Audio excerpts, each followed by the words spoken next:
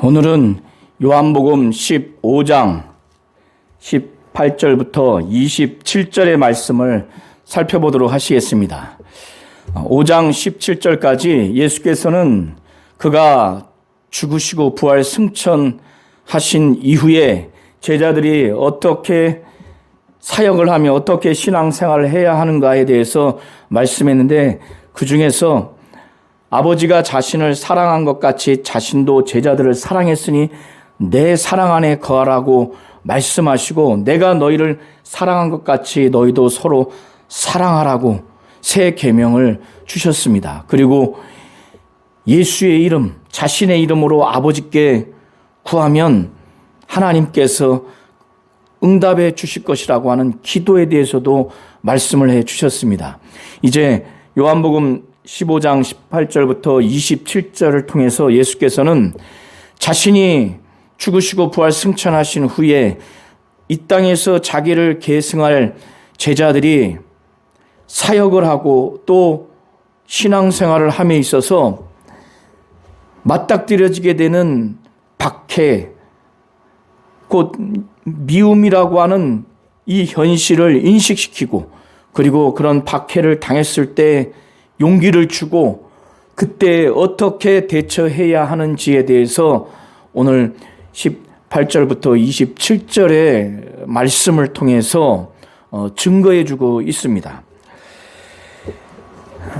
예수께서는 이제 제자들에게 세상이 너희를 미워할 것이라고 하는 현실을 인식시켜 주시는데, 그때 세상이 너희를 미워하면은 이 제자들이 얼마나 충격받겠습니까?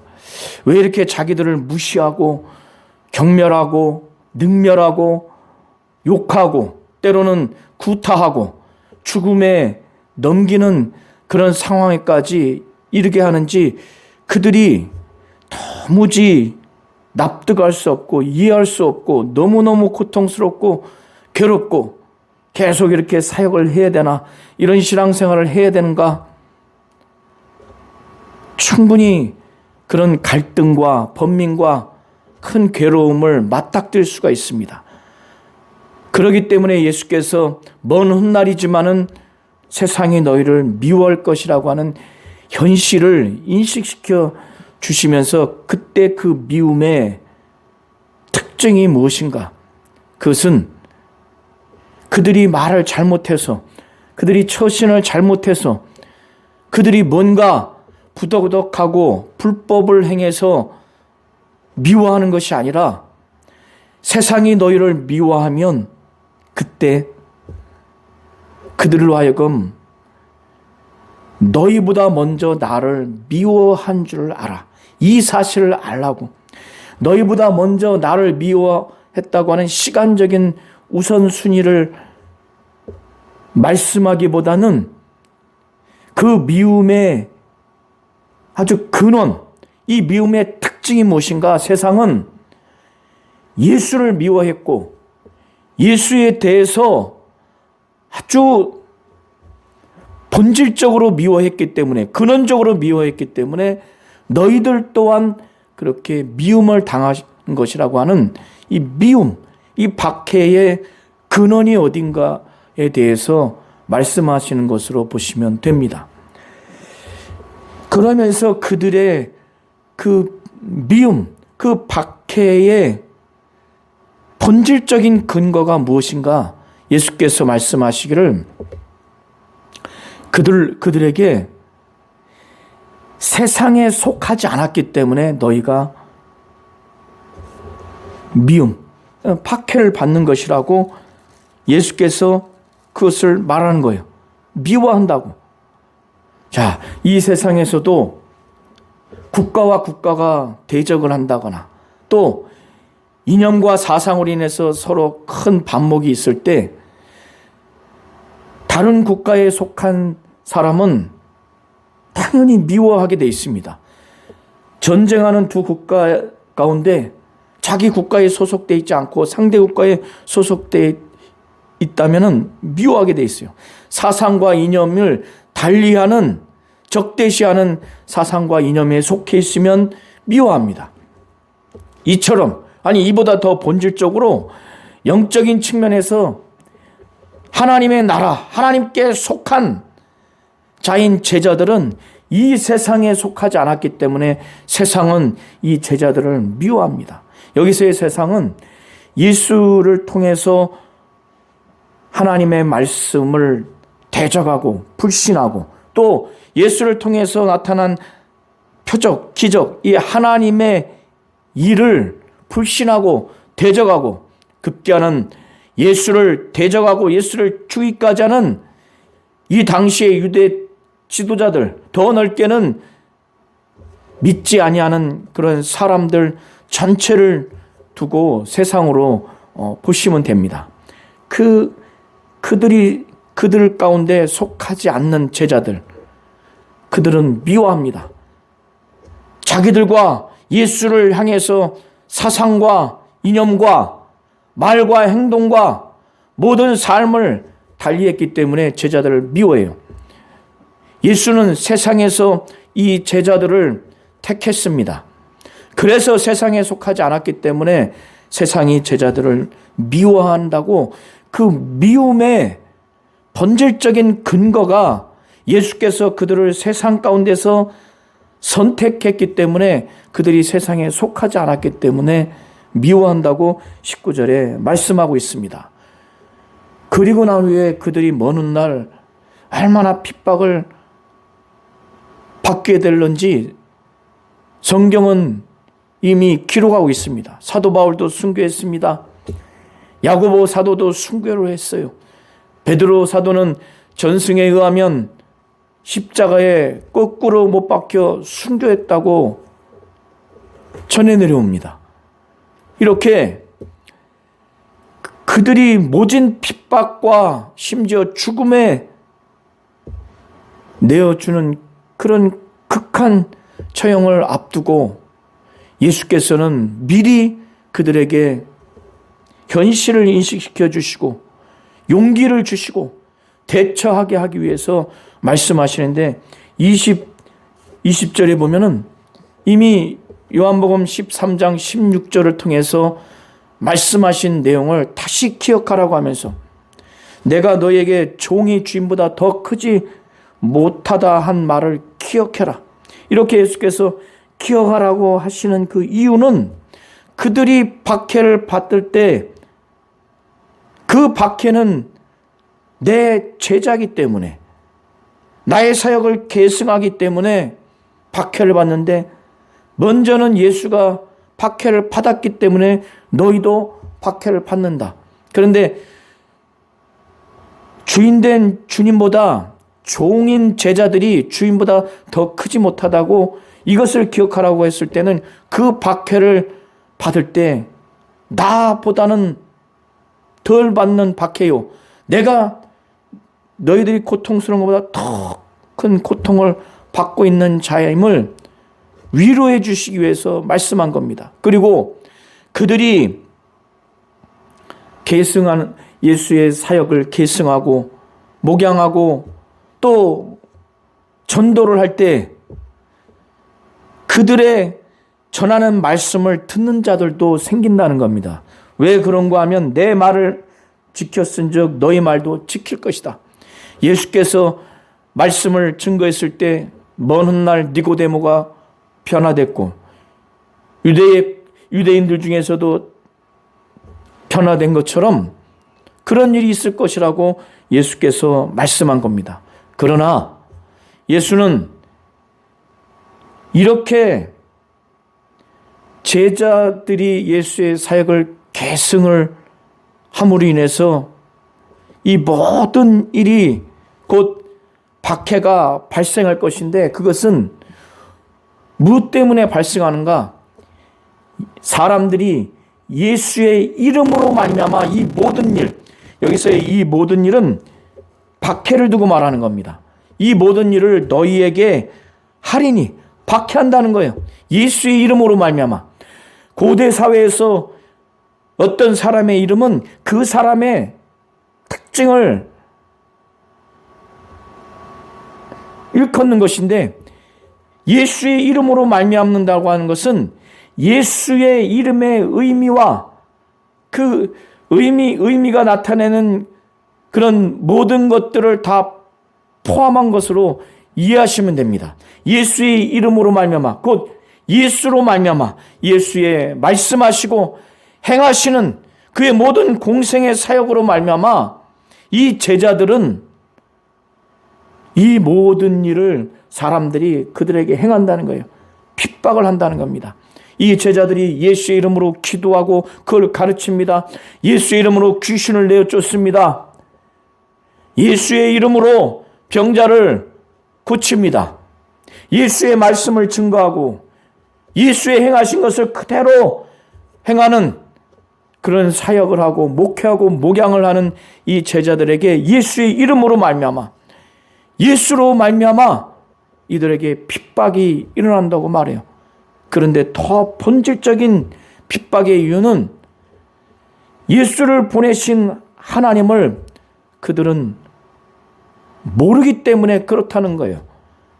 요한복음 12장 47절부터 50절을 통해서 보시면 예수께서는 자신이 이 땅에 오셔서 말할 것과 이룰 것을 아버지께서 친히 명령해 주셨다는 겁니다. 그의 명령이 영생인 줄 알므로 예수는 자기가 이루는 것은 아버지께서 말씀하신 그대로니라고 가감하지 않는다고. 그는 자기를 보내신 아버지가 어떠한 분이고 그의 뜻이 어떠한 것이고 그의 명령이 영생인 줄 알기 때문에 그는 가감하지 않습니다. 아버지의 말씀을 전하고 아버지가 하라는 일을 그대로 이 땅에서 행하셨어요. 왜? 자기를 보내신 아버지를 아니까.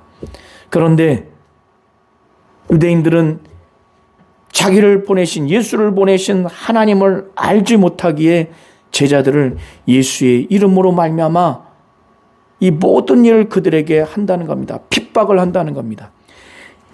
예수께서 말씀하시기를 자신이 이 세상에 와서 아버지의 말씀을 가감없이 다 전했어요. 그때 유대인들의 반응은 어떤 반응이었습니까? 그의 말씀에 대해서 믿거나 또 믿고 순종하거나 복종하거나 하나님의 말씀이라고 여기거나 하지 않냐고 귀신 들렸다. 예수의 말씀을 거부하고 불순종하고 불신앙적으로 대하고 오히려 예수를 죽이려고 하고 예수를 박해합니다. 예수를 미워합니다. 그렇기 때문에 이 땅에 예수께서 오셔서 하나님의 말씀을 전함으로 인해서 반응한 유대인들의 죄악이 그대로 나타난 겁니다. 그래서 22절에 내가 와서 그들에게 말하지 아니하였더라면 죄가 없었으려니와 아담 이후로 인간의 원죄가 계속 지금까지 이어져 내려왔죠. 그들의 그 죄악성이 예수께서 오심으로 인해서 하나님 아버지의 말씀을 유대인들에게 전했을 때 그 말씀 앞에서 그들의 반응, 그 말씀을 전하는 예수에 대한 반응이 바로 불순종하고 말씀을 대적하고 예수를 대적하고 미워하고 박해함으로 인해서 그들의 죄가 드러난 겁니다. 없던 것이 있게 된 것이 아니라 드러난 거예요. 그래서 예수께서 22절에 그렇게 말씀한 겁니다. 그들에게 말하지 아니하였더라면 죄가 없었으려니와. 예수가 말씀하지 않았으면 죄가 없다고 하시는 표현이 아니라 드러나지 않았을 거라는 거예요. 그러나 그 죄가 드러났어요. 그래서 지금은 그 죄를 핑계할 수 없다는 거예요. 유대인들이 예수님이 좀 더 말씀을 짧게 하시고 논리적이고 체계적으로 좀 하셨으면 또 우리의 심기도 좀 상하지 않게 하셨으면 우리가 듣고 이해하고 믿을 수 있었을 텐데 이건 외에도 어떠한 핑계도 할 수 없다는 거예요. 그 말씀 앞에 그들의 죄악이 낱낱이 드러났기 때문에 이렇게 하나님의 말씀을 가감하지 아니한 예수에 대해서 미워하고 박해하고 죽이기까지 한 그들, 예수만 미워하는 것이 아니라 예수와 아버지는 분리될 수 있는 두 위격이 독자적으로 따로따로 독립적인 존재가 아닙니다. 인격은 구분되어 있지만 예수 안에 아버지가 계시고 아버지 안에 예수가 계시다고 하는 것을 분명히 예수께서 말씀하셨습니다. 그렇기 때문에 예수를 미워하는 것은 바로 아버지를 미워하는 겁니다. 나를 미워하는 자는 또 내 아버지를 미워하느니라. 이렇게 예수와 아버지를 미워하는 큰 범죄가 드러난 겁니다. 그의 말씀을 증거함으로 인해서 말씀 앞에 그들이 반응한 그 모습, 말씀을 전하는 예수에 대한 반응이 나타남으로 인해서 그들의 죄악이 드러난 거예요. 24절에 예수께서는 내가 아무도 하지 못하는 일을 그들 중에 하지 아니하였더라면 그들에게 죄가 없었으려니와. 예수는 이 땅에 오셔서 많은 기적과 표적을 일으키셨습니다. 귀신을 내어 쫓고 죽은 자를 살리고 문둥병자를 깨끗하게 하고 혈루병 여인을 낫게 하고 앞을 보지 못한 자들을 보게 하고 듣지 못하는 자들을 듣게 하고 말하지 못하는 자를 말하게 하고 이렇게 이적과 표적을 일으켰어요. 물 위를 걷고 이렇게 함으로 인해서 하나님이 주 예수가 요구했던 것은 이것을 본 자들로 하여금 하나님의 일이구나. 이 예수가 하나님의 아들이구나. 예수의 신분과 예수의 하시는 일을 통해서 하나님 아버지를 믿을 수 있도록 그렇게 한 것인데 그들이 이 예수를 대적했습니다. 예수가 하시는 일을 불신하고 그것을 저주했어요. 성령으로 귀신을 내어 쫓는 것을 귀신의 양 바알세불을 힘입어서 내어 쫓는 것이라고 이렇게 저주했습니다. 예수께서 그들이 이제는 이런 것들을 통해서 자신과 아버지를 보았다는 겁니다. 그러나 그들이 그렇게 불신앙적으로 대적함으로 인해서 심지어 예수를 죽이기까지 함으로 인해서 또 죽이려고 음모하는 지금 이 단계는 그런 단계죠. 이 상황에서 지금은 그들이 나와 아버지를 보았고 또 나와 아버지를 미워했다는 겁니다. 예수가 전한 말씀과 예수가 행하신 그 기적과 표적을 통해서 그들의 반응은 믿고 순종하는 것이 아니라 불신하고 저주하고 오히려 죽이기까지 하려고 하는 급기야는 죽였죠. 죄악이 그대로 드러난 겁니다. 요한복음 10장 37절 38절에 이미 예수께서는 자신이 하는 일을 믿으라고 하는 거예요. 그걸 믿게 되면 예수 안에 아버지가 계시고 아버지 안에 예수가 계시다고 하는 이 사실을 깨달아 알게 될 것이라고 말씀했습니다. 요한복음 10장 37절 38절을 보시면 만일 내가 내 아버지의 일을 행하지 아니하거든 나를 믿지 말려니와 내가 행하거든 나를 믿지 아니할지라도 그 일은 믿으라. 그러면 너희가 아버지께서 내 안에 계시고 내가 아버지 안에 있음을 깨달아 알리라. 이렇게 말씀을 하셨습니다. 예수가 전하는 말씀은 자의대로 한 것이 아니라 아버지의 말씀 그대로 가감하지 아니하고 아버지가 말씀하신 그대로 전했고 그가 행하신 표적과 기적들은 사람들 중에는 아무도 하지 못한 일이지만 그걸 그들 가운데 나타낸 것은 아버지의 일을 나타낸 거예요. 아버지의 말씀을 전하고 아버지의 일을 나타냄으로 인해서 눈에 보이지 않는 하나님 아버지를 계시하고 그의 뜻, 그의 말씀, 그가 하시는 일을 나타내 주신 겁니다. 그런데 유대인들은 믿지 않을 뿐만 아니라 예수를 죽이기까지 하고 모진 핍박을 한 것입니다. 그런데 제자들에게 이 말씀을 하면서 이것이 예수가 뭔가 그들의 심기를 자극해서 뭔가 예수께서 말씀을 좀 지혜롭지 못하게 해서 예수께서 기적과 표적을 너무 좀 과격하게 나타내셔서 핍박받는 게 아닌 겁니다. 예수에게 원인이 있는 것이 아니에요. 예수의 말씀에, 예수의 행하심에 핍박에 원인이 있는 것이 아니라 아무 연고 없이 미워함을 받는 이미 구약의 시편 35편 19절과 69편 4절에 예언한 내용이 그대로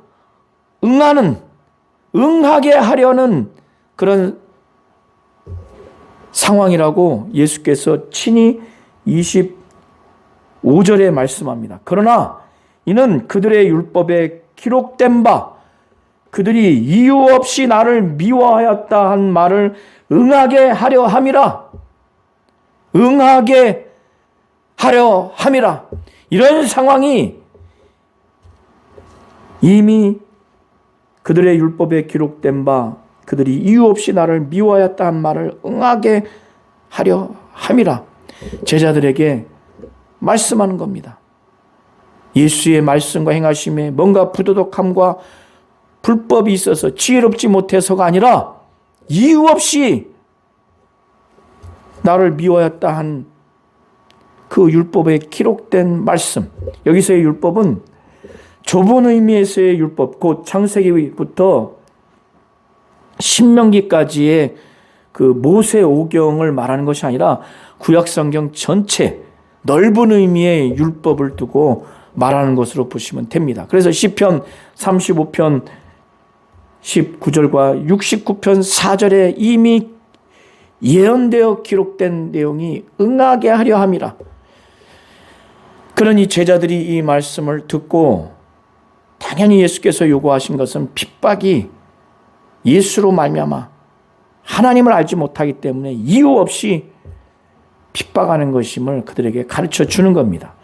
그런데 제자들도 그렇고 우리 성도님들도 그렇고 예수가 먼 훗날 핍박이 있을 것이다, 미움이 있을 것이다 라고 하는 현실을 알려주는, 인식시켜주고 또 그런 상황을 맞이했을 때 정말 위로해 주시는, 용기를 북돋워 주시는 말씀, 그리고 어떻게 대처해야 되는지에 대한 말씀을 주시지 않는다면 일반적으로는 주님이 말씀하시고 행하신 것대로 이 사도들이 사역을 하고 목회하고 목양을 하다가 큰 갈등에 빠질 겁니다. 예수님이 말씀하시고 행하신 대로 꼭 이렇게 사역하고 목회하고 목양을 해야 하는가? 왜냐하면 정치적이고 경제적이고 사회적이고 종교적이고 문화적이고 육신적이고 정신적인 모든 방면에 멸시와 능멸과 핍박, 거기에서 구타까지 일어나고 심지어 목숨까지 처형당할 위험이 있으면 이것이 가면 갈수록 고민과 번민에 빠지는 것이 인간의 본래적인 성향입니다. 그게 인지상정이에요. 그러나 예수께서는 그런 상황에서도 변함없이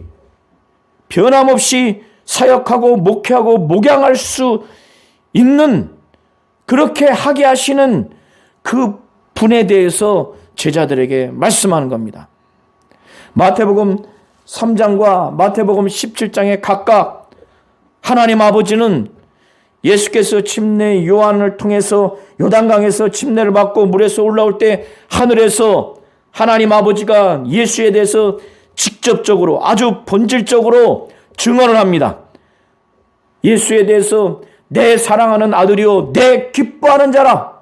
그리고 야고보, 베드로, 요한 세 명이 변화산에 올라가서 그때도 하늘에서 하나님 아버지의 예수를 향한 직접적이고 본질적인 증언이, 그 증언에 해당되는 말씀이 들려옵니다. 내 사랑하는 아들이요 내 기뻐하는 자라. 너희는 저의 말을 들으라. 하나님 아버지가 아들에 대해서 내 사랑하는 아들이요 내 기뻐하는 자라고 직접적으로 본질적으로 증언한 것처럼 예수에 대해서 직접적으로 본질적으로 증언하는 또 다른 인격, 바로 위격이 누군가? 바로 성령이라고 하는 것을 예수께서 26절에 말씀합니다. 내가 아버지께로부터 너희에게 보낼 보혜사, 아버지께로부터 나오시는 진리의 성령이 오실 때 그가 나를 증언하실 것이요. 아버지께로부터 나오시는 진리의 성령이 언젠가는 오실 터인데, 그러니까 그 제자들에게 나중에 오실 것이라고 하는 말씀을 담고 있어요. 아버지로부터 나오시는 진리의 성령이 오실 때 그가 나를 증언할 것이라고 분명하게 말합니다. 우리는 우리의 가지고 있는 정치적이고 사회적이고 종교적이고 또 경제적인 그런 권위, 지식과 부와 권력과 건강과 그런 이 세상에 우리가 갖고 있는 어떤 것으로 예수를 증거하는 것이라고 생각할 수가 있습니다. 그것은 간접적인 겁니다. 그건 보조적인 거예요.